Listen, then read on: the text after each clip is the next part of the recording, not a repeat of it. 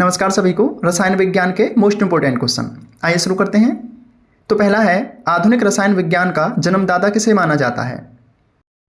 तो इसका सही उत्तर हो जाएगा ऑप्शन बी, एंटोनी लेवेजियर को। और इनका संबंध फ्रांस से है, यानी ये एंटोनी लेवेजियर फ्रांस के पेरिस से थे। नेक्स्ट है, विश्व का प्रत्येक पदार्थ अत्यंत सूक्ष्म कणों से मिलकर बना होता है, यह सर्वप्रथम किसने कहा था? तो इसका सही उत्तर हो जाएगा ऑप्शन ए, कणाद ने। नेक्स्ट है, प्रकृति में 3 अवस्थाओं ठोस, द्रव, गैस में पाया जाने वाला पदार्थ कौन सा है? तो इसका सही उत्तर हो जाएगा ऑप्शन सी, जल। वाटर एकमात्र ऐसा पदार्थ है जो कि प्रकृति की 3 अवस्थाओं ठोस, द्रव और गैस में पाया जाता है। नेक्स्ट है, वे तत्व क्या कहलाते हैं जिनमें धातु और अधातु दोनों के गुण पाए जाते हैं? तो इसका सही उत्तर हो जाएगा ऑप्शन डी, उन्हें उपधातु कहा जाता है, मेटलॉइड्स। और आपको बता दें कि कुल 7 मेटलॉइड्स हैं, जिनमें पहला है boron, silicon, germanium, arsenic, antimony, tellurium और पोलेनियम। आप चाहें तो इनको नोट डाउन कर सकते हैं, बोरोन इसमें मोस्ट इंपोर्टेंट है। नेक्स्ट है, 2 या 2 से अधिक तत्वों की मात्रा को एक निश्चित अनुपात में मिलाने पर बना पदार्थ क्या कहलाता है?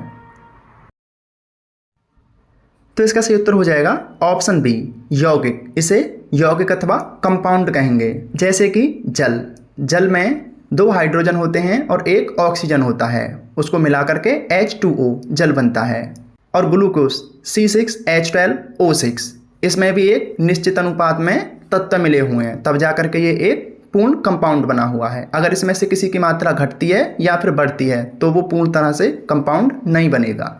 और आपको बता दें कि 2 या 2 से अधिक शुद्ध पदार्थों को किसी भी मात्रा में मिला देने से प्राप्त पदार्थ मिश्रण कहलाता है।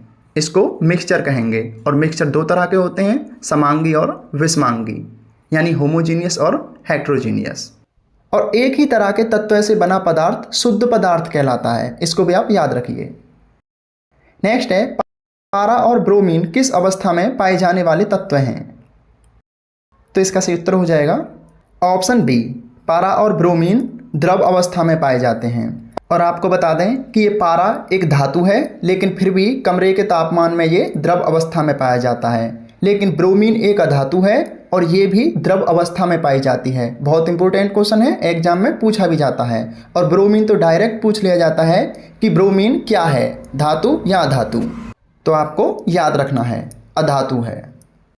नेक्स्ट है, वह परिवर्तन जिसमें पदार्थ के रंग, कठोरता, घनत्व, गलनांक आदि में परिवर्तन किया जा सकता है, क्या कहलाएगा? तो इसका सही उत्तर हो जाएगा ऑप्शन ए, इसे भौतिक परिवर्तन कहेंगे, क्योंकि भौतिक परिवर्तन में पदार्थ के भौतिक गुणों को चेंज किया जाता है। और रासायनिक परिवर्तनों में 2 या 2 से अधिक पदार्थ को मिलाकर के एक नए पदार्थ का निर्माण किया जाता है।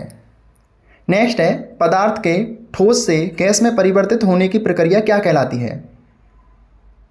तो इसका सही उत्तर हो जाएगा ऑप्शन डी, इसे ऊर्ध्वपातन कहेंगे। और इंग्लिश में ऊर्ध्वपातन को सब्लिमेशन कहते हैं। ये काफ़ी इंपॉर्टेंट है, आप इसको नोट डाउन भी कर सकते हैं।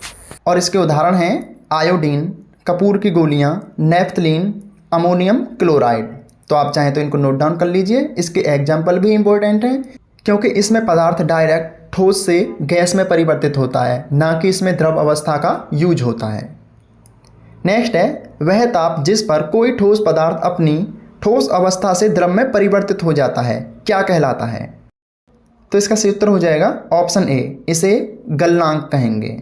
और हिमांक से मतलब है कि कोई तरल पदार्थ जिस तापमान पर ठोस अवस्था में परिवर्तित होगा वो उसका हिमांक यानी कि फ्रीजिंग पॉइंट कहलाएगा। और क्वथनांक, जिस ताप पर कोई भी तरल पदार्थ वाष्प में परिवर्तित होगा उसे उसका क्वथनांक यानी कि बॉइलिंग पॉइंट कहा जाएगा। आप तीनों को अच्छे समझ लीजिए, नोट डाउन भी कर लीजिए। नेक्स्ट है, जल का क्वथनांक यानी बॉइलिंग पॉइंट कितना है? तो इसका सही उत्तर हो जाएगा ऑप्शन सी, जल का क्वथनांक यानी बॉइलिंग पॉइंट 100 डिग्री सेल्सियस है, यानी कि 100 डिग्री सेल्सियस पर जल उबलना प्रारंभ कर देता है। उबलने का मतलब यहाँ वाष्प में परिवर्तित होने से है। नेक्स्ट है, पदार्थ की चौथी अवस्था क्या है? आंसर दीजिए। तो इसका सही उत्तर हो जाएगा ऑप्शन सी, पदार्थ की चौथी अवस्था को प्लाज्मा कहते हैं। और ये ठोस, द्रव, गैस के बाद पदार्थ की चौथी अवस्था प्लाज्मा है। और प्लाज्मा पदार्थ की वह अवस्था है जिसमें गैस के अत्यधिक ऊर्जावान उत्तेजित कण आयनिक फॉर्म में या फिर आयनिक अवस्था में रहते हैं, यानी कि उन पर एक चार्ज आ जाता है। और इसके एग्जाम्पल हैं सूर्य और तारे जो कि चमकते हैं। नेक्स्ट है पदार्थ की पांचवी अवस्था कौन सी है, तो ये आइंस्टीन-बोस कंडेंसेट। और ये आइंस्टीन-बोस कंडेंसेट पदार्थ की वो अवस्था है जिसमें पदार्थ बिल्कुल कम तापमान पर होता है। नेक्स्ट है प्रथम बार किसने बताया था कि पदार्थ के कण गति करते हैं, तो इसका सही उत्तर हो जाएगा ऑप्शन डी, ये रॉबर्ट ब्राउन ने बताया था। और रॉबर्ट ब्राउन ने इस गति को बताया था, इसलिए इसे ब्राउनी गति कहते हैं। और ये गति जिगजैग यानी कि आड़ी तिरछी गति होती है, यानी कि ये एक सीधी रेखा में नहीं होती है, ये आड़ी तिरछी गति होती है, यानी कहीं से कहीं। और इसका एग्जाम्पल है जैसे हम पानी में कोई इंक डालेंगे या फिर रंग डालेंगे तो वो पहले नीचे जाएगी फिर ऊपर की तरफ फैलना शुरू कर देगी, तो वो एक सीधी रेखा में नहीं होगी। इसको ब्राउनी गति या फिर जिगजैग गति कहते हैं। नेक्स्ट है ऊंचाई पर जाने पर क्वथनांक में क्या परिवर्तन आता है, तो इसका सही उत्तर हो जाएगा ऑप्शन ए, ऊंचाई पर जाने से क्वथनांक कम हो जाता है, यानी कि जैसे जैसे हम ऊपर जाएंगे बॉइलिंग पॉइंट कम हो जाएगा। और इसका कारण है कि ऊंचाई पर जाने से निम्न दाब के कारण क्वथनांक कम हो जाता है, यानी कि दाब कम होगा तो बॉइलिंग पॉइंट कम हो जाएगा। इसलिए पहाड़ों पर खाना बनाना इतना आसान नहीं होता। नेक्स्ट है प्रेशर कुकर में खाना जल्दी पकने का क्या कारण है, तो इसका सही उत्तर हो जाएगा प्रेशर कुकर में उच्च दाब के कारण बॉइलिंग पॉइंट यानी क्वथनांक अधिक हो जाता है, जिससे कि खाना जल्दी बन जाता है। ये आपकी नॉलेज के लिए था। नेक्स्ट है समुद्री जल जीरो ताप पर भी द्रव अवस्था में क्यों पाया जाता है, तो इसका सही उत्तर हो जाएगा क्योंकि समुद्री जल में नमक की अशुद्धि होने के कारण जल का हिमांक घट जाता है, इसलिए जीरो तापमान पर भी समुद्र का जल द्रव अवस्था में रहता है, ना कि वो बर्फ बन जाता। तो ये कुछ आपके एग्जाम और नॉलेज के लिए रसायन विज्ञान के मोस्ट इंपोर्टेंट क्वेश्चन थे। क्वेश्चन आपको कैसे लगे आप जरूर बताइए। अच्छे लगे हों तो वीडियो को लाइक कर दीजिए और आने वाले वीडियो के लिए चैनल को जरूर सब्सक्राइब कीजिए, पेज को फॉलो कीजिए ताकि नोट्स और वीडियो आप तक लगातार जरूर पहुँचते रहें। धन्यवाद।